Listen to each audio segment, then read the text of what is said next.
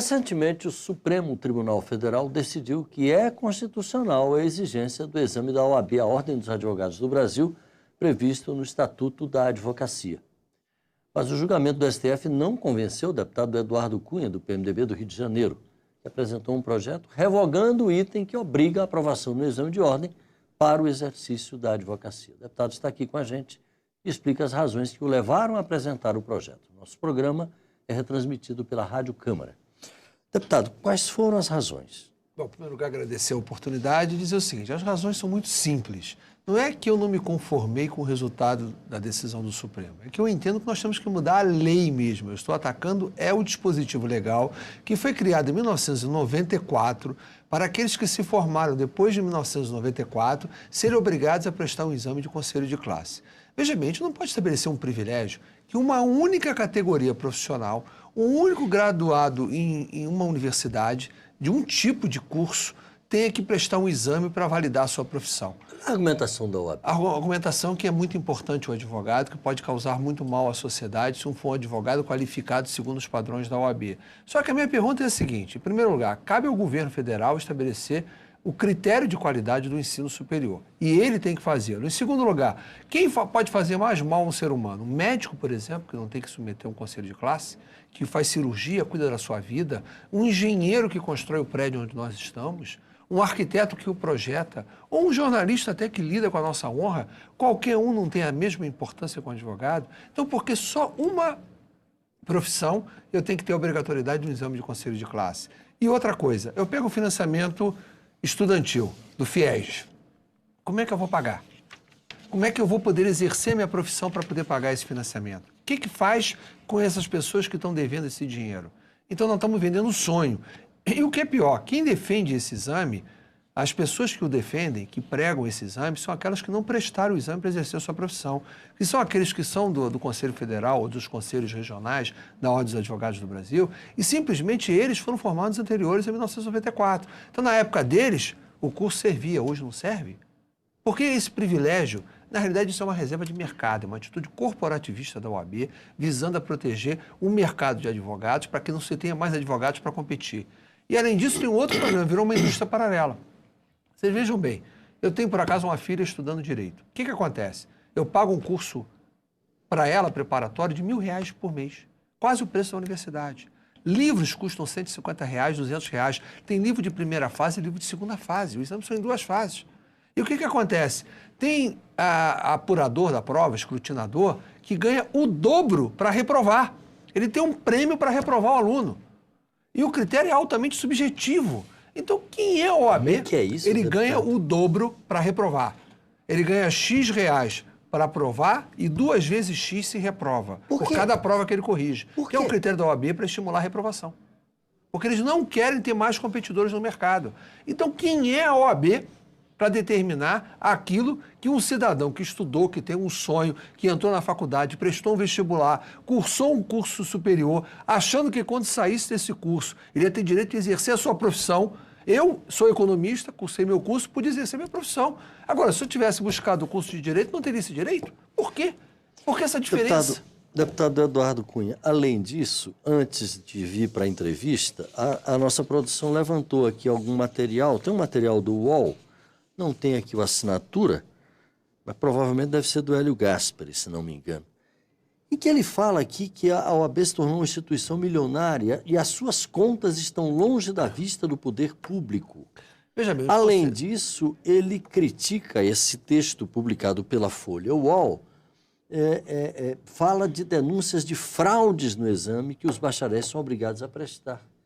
E isso a gente lê nos jornais realmente. De vez em quando a gente está vendo fraudes nesse. Veja bem, a Constituição da Ordem dos Advogados do Brasil é uma semelhança de uma autarquia, só que ela não tem fiscalização do Tribunal de Contas da União. Segundo lugar, ela não tem eleições diretas, a eleição é indireta.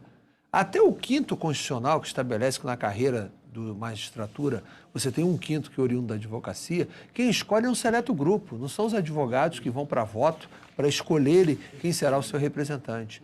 É uma entidade corporativista, é uma entidade que defende privilégios, detém privilégios próprios, são recursos milionários. Esse curso tem uma taxa de inscrição de R$200. A indústria, como eu falei aqui anteriormente, que vive em função desse curso, é simplesmente cursos preparatórios, que chegam os professores, eu tenho que fazer uma lavagem cerebral para você poder passar nessa prova. Vai ensinar a profissão. Eles querem avaliar o que o governo determinou como é um curso. Se tem curso ruim, o governo tem mecanismo para poder avaliá-lo. Como tem o Enem para o curso médio, tem o ENAD para o curso superior, o governo pode criar mecanismos de avaliação e de acabar com esse curso. Agora, deputado, há muito tempo, eu me lembro que não é de hoje, essa grita contra o exame de ordem. E não acontece nada. Não, mas eu tenho certeza que vai acontecer. O que faltou foi uma mobilização, essa mobilização está sendo feita. O que aconteceu é que o presidente da Ordem dos Advogados do Brasil foi no Supremo Tribunal Federal e acusou esta casa de ser um pântano. Quando ele disse que o Congresso era um pântano, chamou a atenção sobre a Ordem dos Advogados do Brasil. É um fato, chamou a atenção. Então nós fomos verificar que o pântano está lá, não está aqui. Então ele não tem autoridade moral para querer dizer que esta casa é um pântano. Então, por causa disso, é que o Congresso, de uma maneira geral, tomou consciência dos problemas da Ordem dos Advogados e, consequentemente, agora está resolvendo combatê-los. Passou a ter um projeto aqui de eleições direta para a eleição da Ordem. Eu entrei com um projeto para ter eleição direta no 5º Constitucional. Eu entrei com um projeto também para que tivesse a ficha limpa entre os membros da OAB, porque eles são autores do projeto Ficha Limpa, mas não aplicam a ficha limpa para a eleição dos seus membros. Então, é preciso que a gente aprenda a contestá-los a partir de agora. Não temos que mostrar, na realidade, que as contas dele são uma caixa preta, onde vai esse dinheirão todo que eles arrecadam? Esse dinheiro do curso, o que gera de benefícios paralelos? Aquilo é uma caixa preta que precisa ser aberta. Então, o fim do exame é uma forma da gente começar a abrir a caixa preta. Agora, a OAB, como a ABI e outras instituições desse tipo, algumas delas bastante já centenárias, se abrigam debaixo digamos assim, desse guarda-chuva da tradição, etc., etc., e, de certa forma, não estão sujeitas, digamos assim, ao regime ordinário a que todas as outras instituições também estão. Elas deveriam, só que a OAB, ao contrário de todas as outras, é a única que estabelece um exame para você dizer se você pode ou não ingressar dentro dela. As outras, basta me graduar, apenas com o meu diploma universitário eu vou e me registro.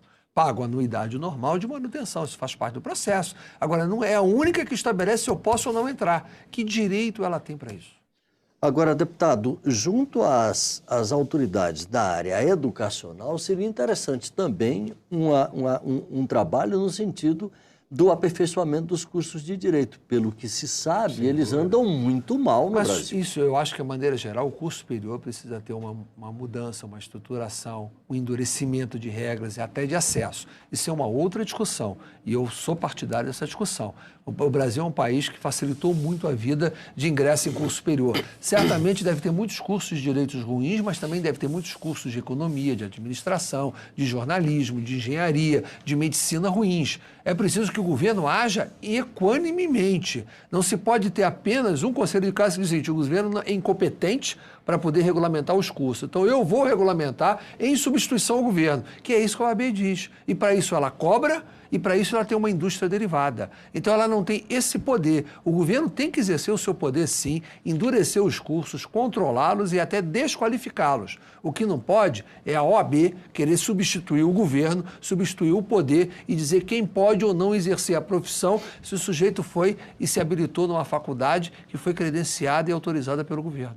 É um absurdo isso. No finalzinho, uma provocação. O portal IG o acusa de ter se voltado contra a prova, está escrito aqui, depois de a OAB, em 2011, vetar o seu nome para a relatoria do novo Código de Processo Civil. Tem fundamento isso? Em primeiro lugar, o OAB não pode me vetar em nada, porque o OAB não faz parte do parlamento. Eles querem sempre se titular mais. A razão pela qual, não só eu, como todos os parlamentares nessa casa, estão revoltados com a OAB, foi a acusação que o seu presidente fez que essa casa é um pântano. E isso realmente facilitou muito a tramitação desse projeto. Então, a partir daí, nós fomos verificar quem é o verdadeiro pântano. E é por causa disso que esse projeto ganhou força e é por causa disso que ele será aprovado. Deputado Eduardo Cunha, muito obrigado pela sua participação aqui com a gente. Eu que agradeço. Você de casa, obrigado pela audiência. Eu sou Paulo José Cunha. Um abraço e até a próxima.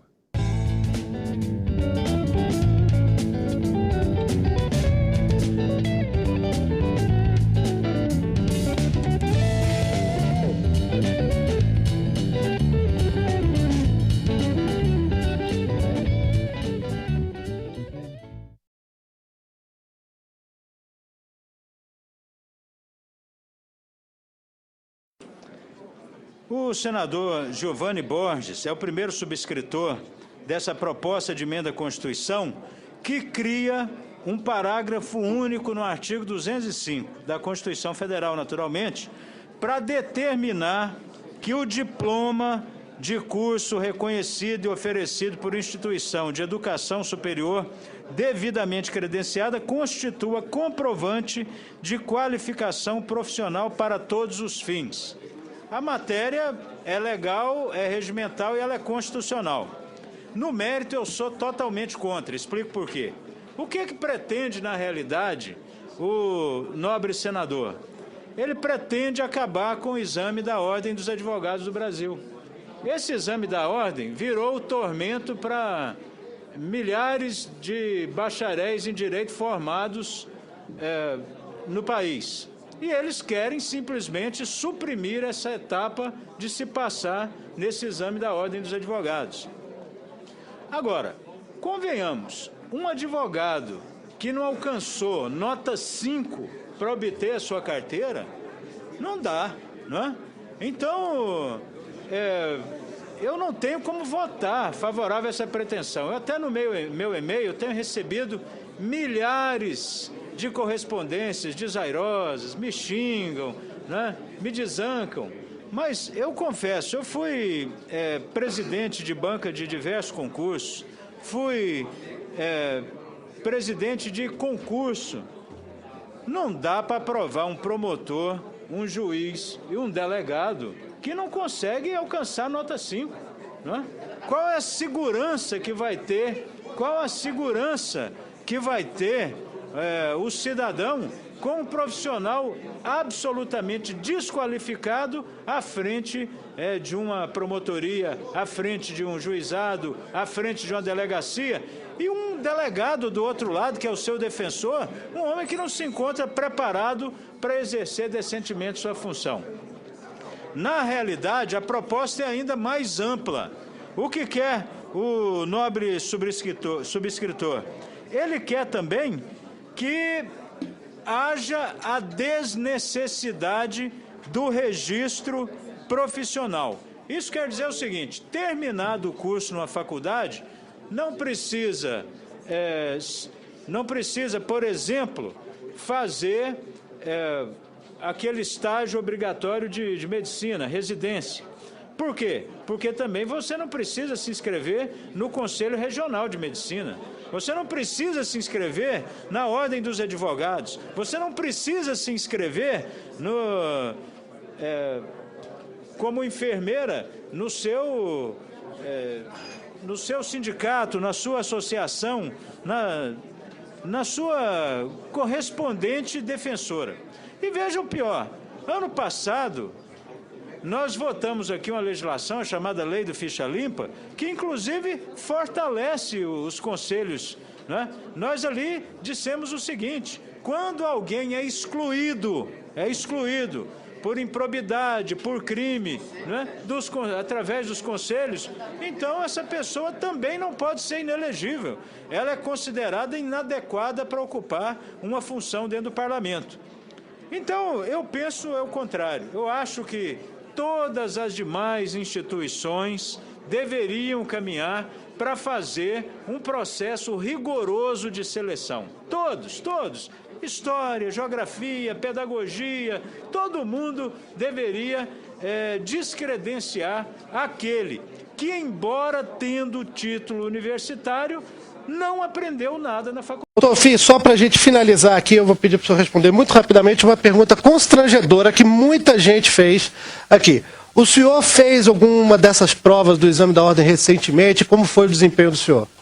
Não fiz nenhuma prova de exame de ordem, mas quero dizer para a sociedade brasileira que é necessário que a pessoa ingresse na ordem pela porta da frente, ingresse através do exame de ordem.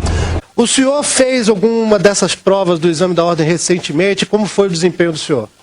Não fiz nenhuma prova de exame de ordem. A transparência é bom para todos. Não fiz nenhuma prova de exame de ordem. Não fiz nenhuma prova de exame de ordem.